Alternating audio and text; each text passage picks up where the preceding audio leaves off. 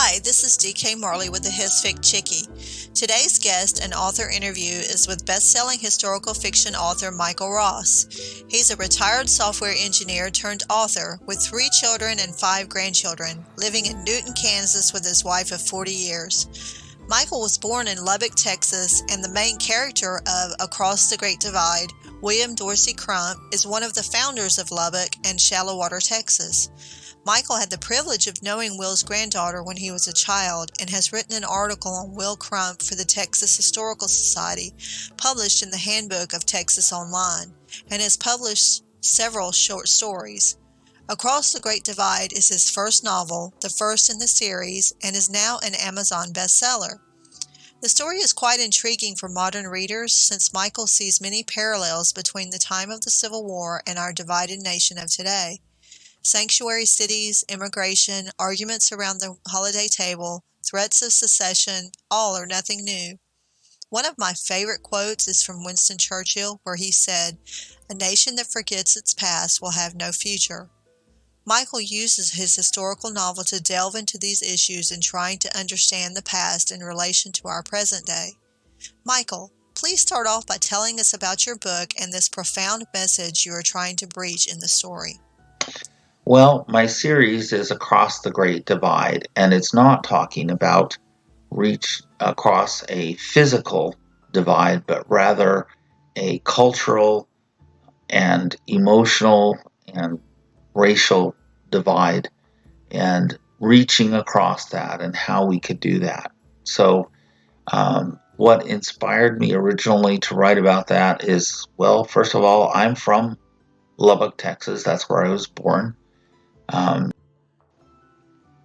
I was curious about Will Crump, and as I investigated more of his life, I was just fascinated with it. And I've always been a student of history, and I looked at the times surrounding the Civil War. You had a deeply, deeply divided country over a number of issues. Racial prejudice was not just in the South, it was all over the country.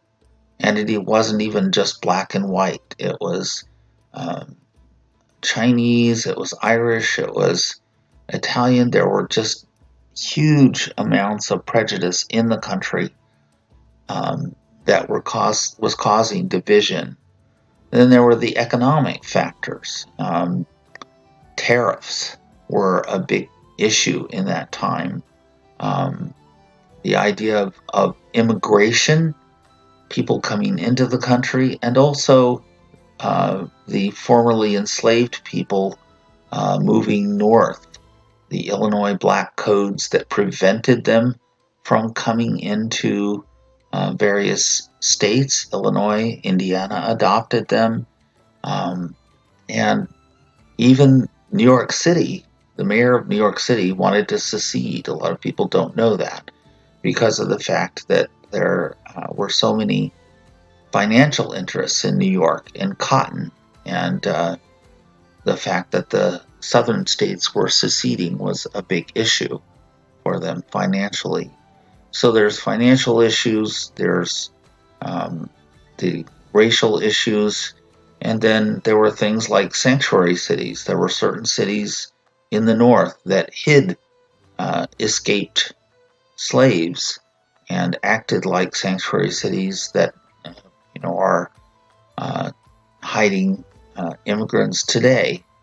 So I saw a lot of issues there. The Pratt Street riots in Baltimore, not that different than some of the riots that we've had in the last few years in this country, or in previous years. And I just think that we need to be careful because our country could be heading for yet another civil war.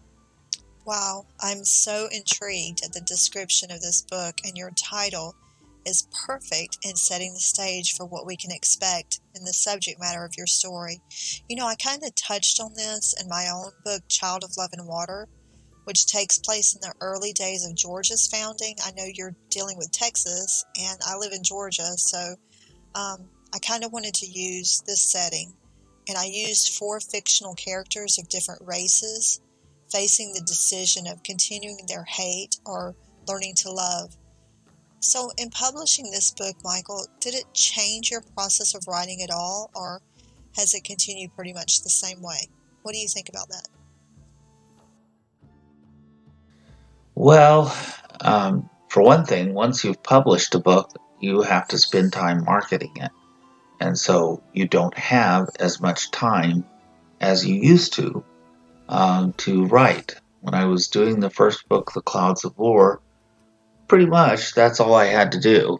I had to work on writing, work on researching, figuring out how I was going to publish the book and how I was going to get it out there. Once you've published, then you have to continue the process of writing, but you have to do it around the fact that you're marketing your book, you're doing book signings, hopefully, you're building an email list, you're doing a lot of things that you have to do for marketing purposes that are very time consuming.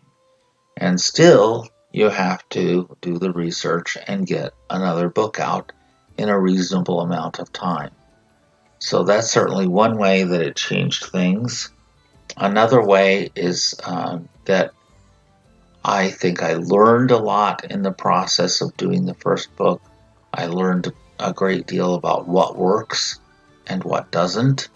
I think I improved my craft in writing, and I think that spilled over into the second book, and hopefully I'll keep improving. Oh, that's just great. And we're glad that you continued. So, can you tell us a little bit about the kind of research you did and how long you spent researching before you began writing? Well, it depends on the book, obviously, but often I think that there's going to be less research involved, and then there's always more. Uh, the types of research that I do is, first of all, I tend to look for interesting stories that are not portrayed in history books. So if you took something in high school history, I'm probably not going to be writing about that. I'm going to be writing about something that didn't appear in your history book or individuals. And to do that, I'm going to look at primary sources. I'm interested in letters, diaries, newspapers, articles of the time. I go back and look at things that happened in Congress, the actual debate records in Congress. I go back and look at territorial documents, anything I can find. For example, for Clouds of War, I read over 200 slave diaries Wow, to that's get a sense of amazing. how the people of that time that experienced enslavement, how they felt, how they reacted, what happened to them, and so forth. Wow, that's And then the incredible. second thing is that, as I said before, I tend to go and walk the steps that the characters walked, or would have walked if they're fictional, and try to see the environment that they lived in as well as one can some 150 years later. I want to know what kinds of things they experienced and why. And again, an example would be when I went to visit the Bear River Massacre battlefield. Darren Perry gave me a personal tour of the battlefield, and one that you wouldn't really get otherwise. And I learned about a cave that was down the embankment on the river, and that was how some of the Native Americans survived, because they hid in this cave that had a hot spring. Their massacre happened January 29th, 1863. It was middle of winter. was freezing cold. The river was full of ice chunks, Wow. and they needed a way to survive the cold and the soldiers. That's the sort of thing that you can't get from just doing Google Earth or something like that. So um, that's the type of thing that I think is important. And I think that's going to really matter to your fans and to your readers, that you wanted to immerse yourself like that. But, based on some of the things you uncovered in your research, I'm sure there were some difficult aspects to sort through, such as the inhumanity of slavery. But you tell us, what was the hardest scene for you to write? Probably, again, a little bit of a toss up between the slave torture scene that I wrote in Clouds of War and the Bear River Massacre scene that I wrote in The Search. In Clouds of War, as I said, I read over 200 different slave diaries, first person accounts, and the incident that I relate there is one that did actually happen. It happened to a male rather than a female and in a different setting, but it did actually happen, and the torture was actually as described. And it was hard reading it the first time, and it was hard writing it. To think that human beings could actually treat one another that way. The individual that I used as the perpetrator, Alberti, was a real life slave catcher, and he was definitely a scoundrel. He was involved in the kidnapping of the Parker sisters and selling them into slavery, and he lived to a ripe old age and showed no remorse whatsoever. Um, so that's one of your villain types. Um, and then, of course, I've already talked about the Bear River Massacre and why that would be difficult. Yeah, I can see how that would be extremely difficult to write about. So let me ask you this. Do you try to be original, or do you just give the readers what they want? I know there's a lot of opinions about this, about the commercialization of books, or do you just try to be original with your writing and not worry about that aspect? I think anytime you're writing a book, you have to ask yourself, why are you writing it? And even just as important, to whom are you writing it? If you don't know who your audience is, if you don't have a clue who might pick up your book and read it, then you need to think again. Um, it's best if you can actually, just like doing a character sketch, sit down and write out who you think your audience is, and then what their needs are. Why would they be interested in your book? And then write to that. You can write your story, but there's always different ways to write the same story.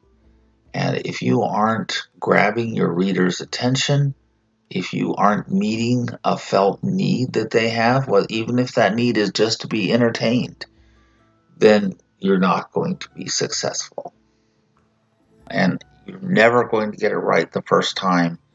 And if you're a new author and you're planning on writing a book, to get used to the fact that you are going to read your own book about 75 times, no kidding, before it's published. And so you're going to go through it and go through it and go through it and adjust it and take this out and put this in and worry about the smallest little details, and that's what it takes. So editing is not altogether fun, but it is something that is very essential, but I don't find it easy. I can't agree with you more. That is so very true. It is a necessary thing, but I don't enjoy it either. Um, so let me ask you this: what what do you think that you owe the real people upon whom you base your characters, since you've already told us that he was a founder of Lubbock, Texas? So what do you think you owe him? Well, I think I owe them respect, and I think part of that respect is portraying them in an accurate manner, as much as possible. I have many people in my first book, The Clouds of War, that were real people, including my main character. Will Crump was someone who I knew his granddaughter when I was a kid, and I didn't know him personally, obviously, because he died 10 years or so before I was born. But he should be portrayed in a manner that displays his character to the best of my ability. There are certainly gaps and places where nobody really knows what he would have been and what he would have done. But I think we owe them the right to be fairly and accurately represented, and to portray them in a way that makes their life interesting. And I like that you use the word respect. That seems to be a common thread with most historical authors that I interview. Showing our characters respect is the key. So there are ethics about writing historical figures, and there's, again, varying opinions about the ethics of writing about them. So what do you think, or what is your ethics of writing about historical figures? An ethical view is one that tries to portray things as nearly true to life as possible. You're never going to get it entirely right. Very true. But you try to be fair, and portray things as clearly as possible. I suppose an example might be in Clouds of War. I had to come up with a plantation owner who was cruel and did not treat the enslaved persons he was responsible for well, to tell that part of the story. So rather than coming up with a historical character, I invented someone. I could have written it as though, it was an actual plantation, but I did not feel that that was ethical given the circumstances. For example, Ashland, the Henry Clay plantation, there are no records of a roster or anything of the enslaved people, because the later descendants burned them. There's no record of how the slaves on the plantation were treated. And so consequently, I didn't feel that it was ethical to try and portray that in any way that would be, negative to Ashland or to the memory of Henry Clay. Eric Brooks, the curator, was kind enough to spend a lot of time with me and show me what there was, and give me extra insight into the plantation. That's awesome. And so I honored that by making sure that I only told what I knew and did not make up anything that I didn't know about it. Okay. So I tried to be as true to life as possible, and I think that serves the reader well. Yes, it does. And so we're going to kind of switch it up a little bit and talk about book reviews. So do you read your book reviews, and how do you deal with bad ones? As well, obviously, every author loves to get good reviews, and yes, I do read them. I try to think about the ones that are not as complimentary, though I haven't had many of those. And I try to look for whether that really fits or whether that's something that doesn't fit. As I said, I think every writer or book has an audience. And if someone leaves you a negative review, it may be as simple that, they're not really your audience. And they mistakenly picked up a book that doesn't fit them. That isn't always true, of course. And you should look for things that are constructive criticism that can help you improve as a writer. But I am also mindful that sometimes there's just no accounting for it.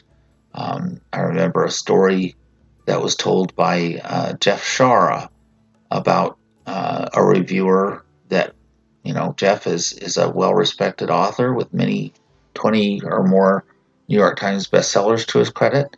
And this person left him a 1-star review. And normally Jeff doesn't pursue those, but this time he was just curious. He wanted to know why.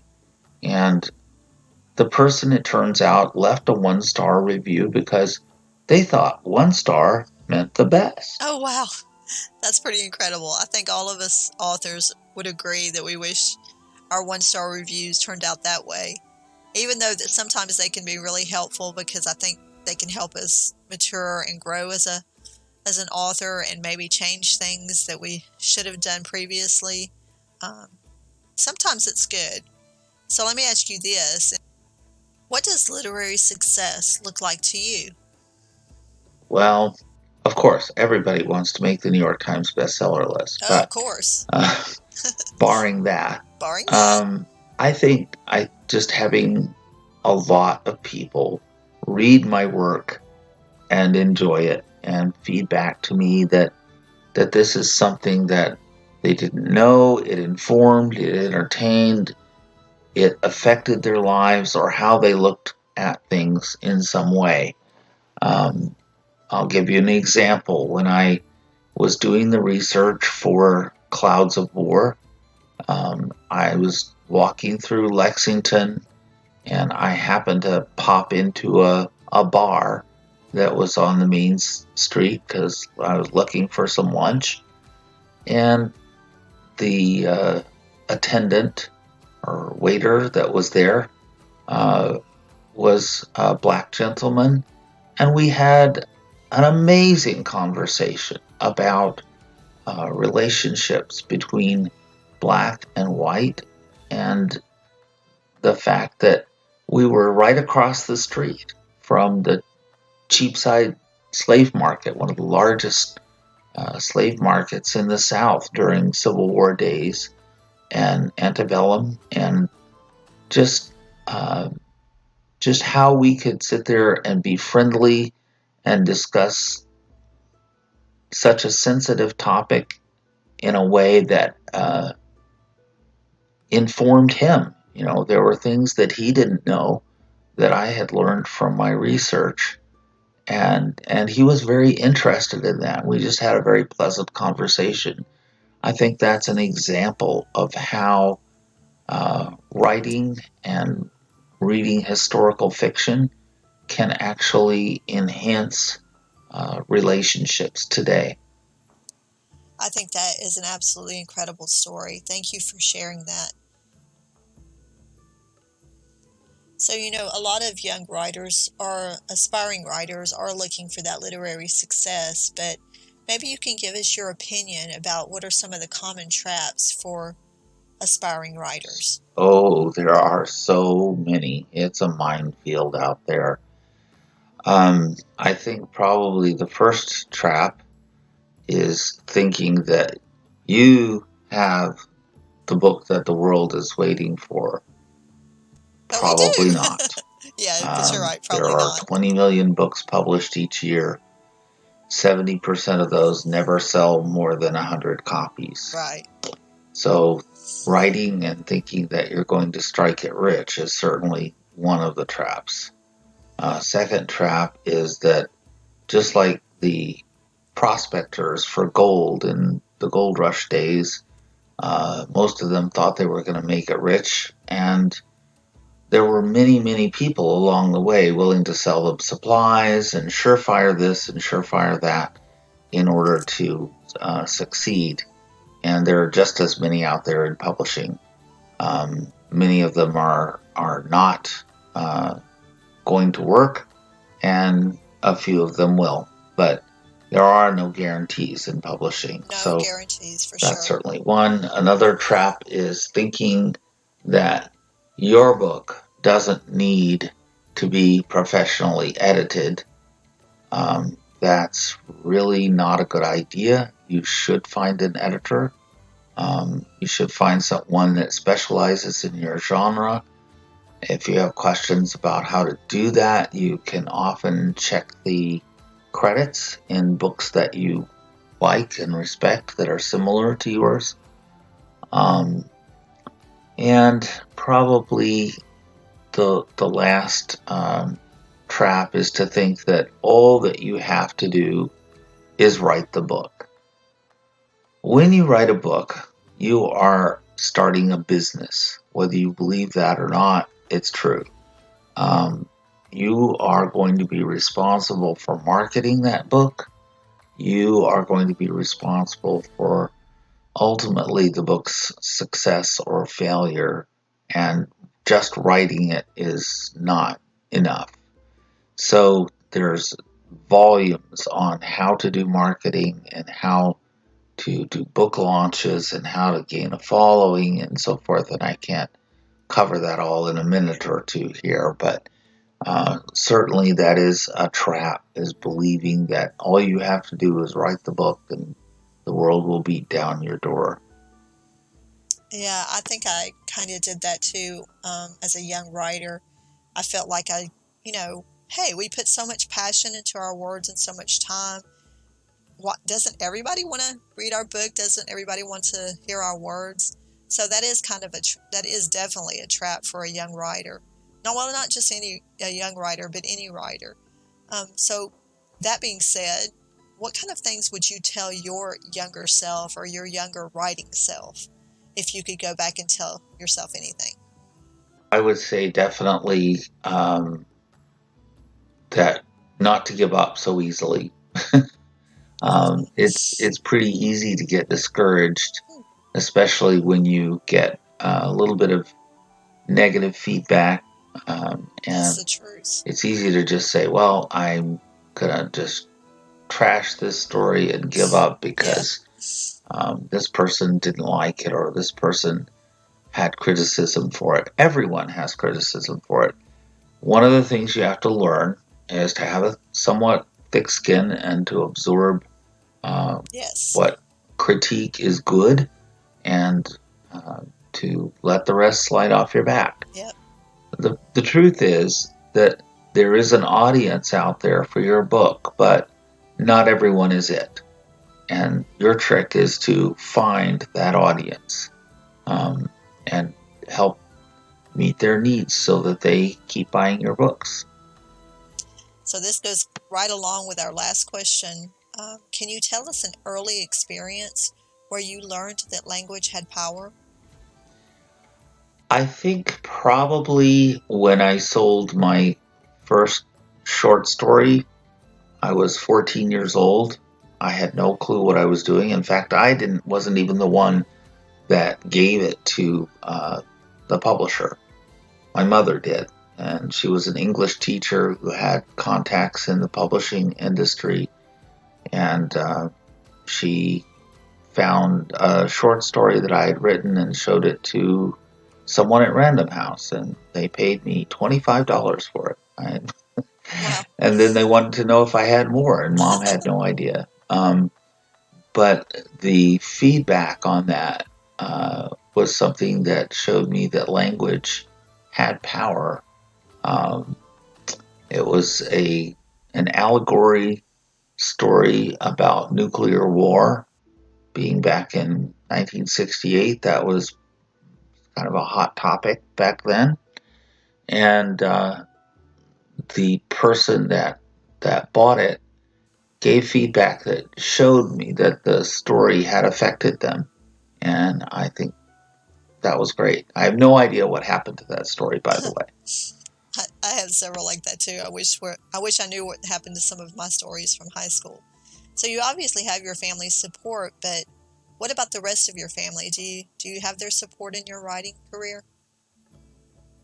Yes, I think they do. I got into, doing serious writing in the first place, mainly because my wife said, "Well, you like writing. Why don't you go write?" So she is definitely a cheerleader and a supporter. My children are grown at this point and on their own.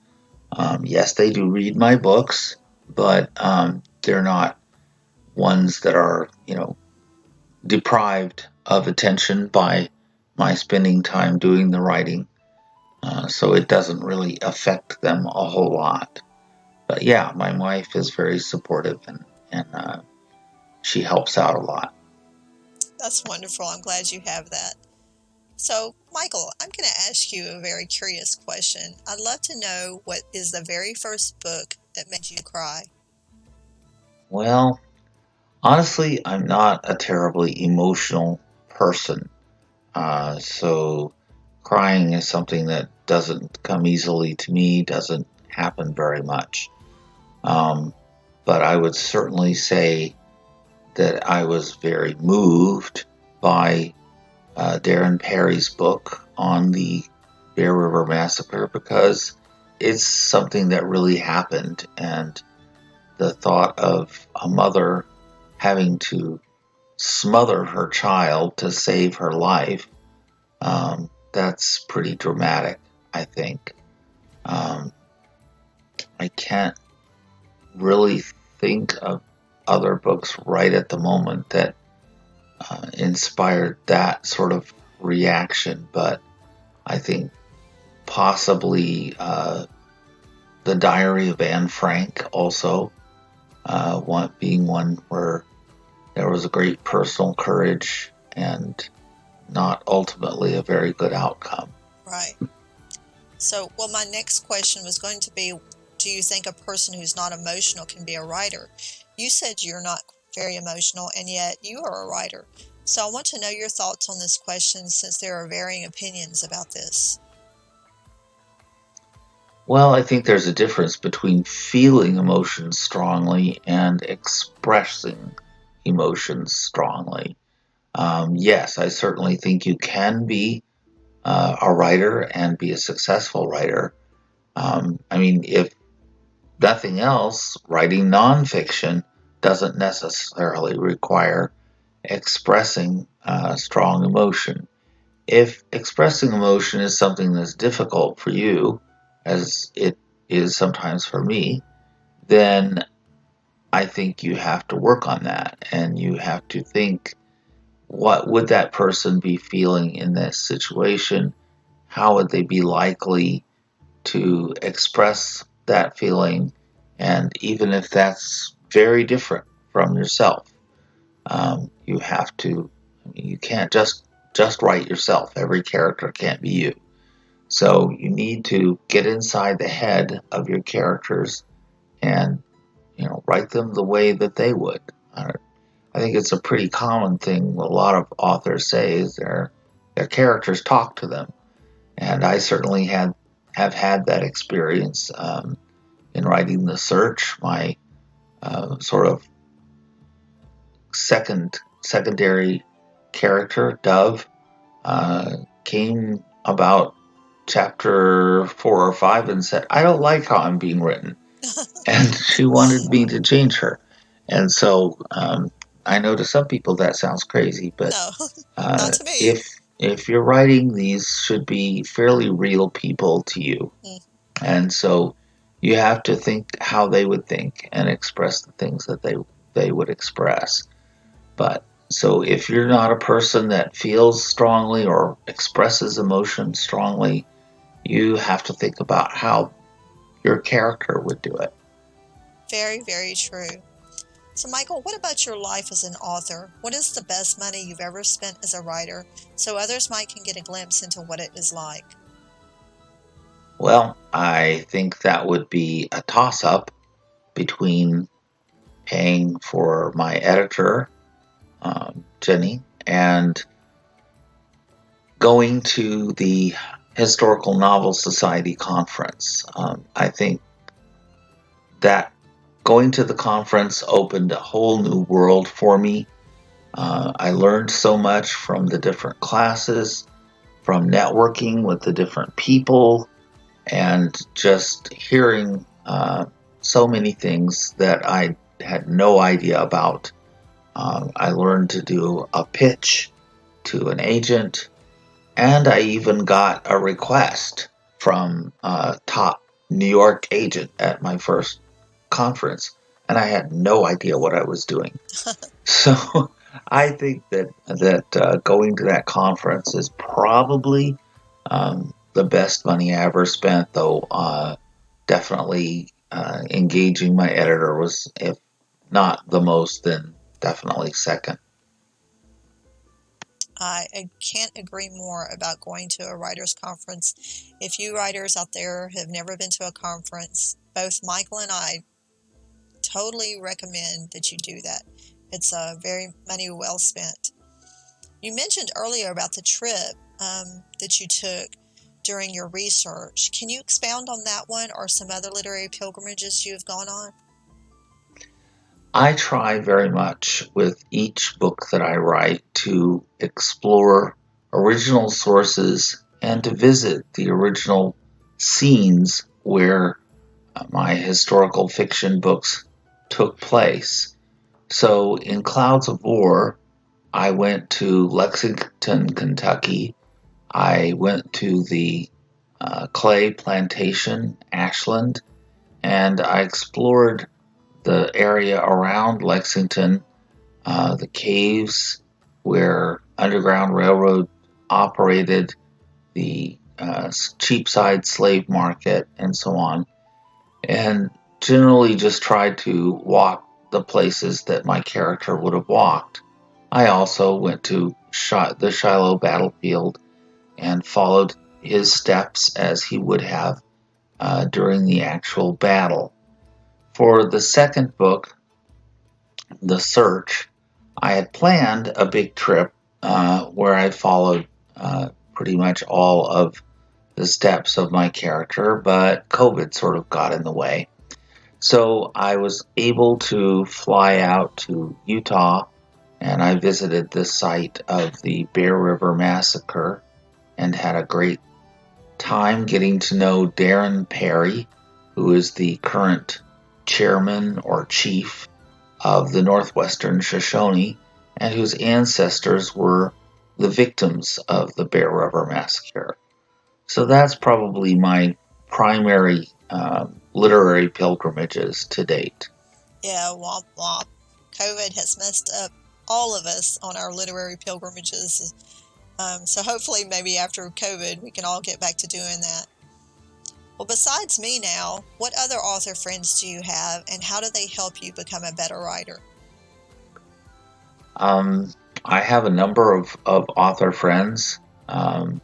Probably my primary one is my editor, Jenny Quinlan, but also Anna Brazil, Mary Todd, Paula Scott, many others. Honestly, it's a fairly long list. Um, and I think the way they help me become a better writer is often that they read what I write and they give me feedback beforehand. I've used several of them as beta readers in the past, and Jenny, of course, as my editor, is my one of my primary sources of feedback. Um, but they're invaluable. They encourage, they help, they give feedback and criticism, and I think everyone should collect a few. Yes, they should.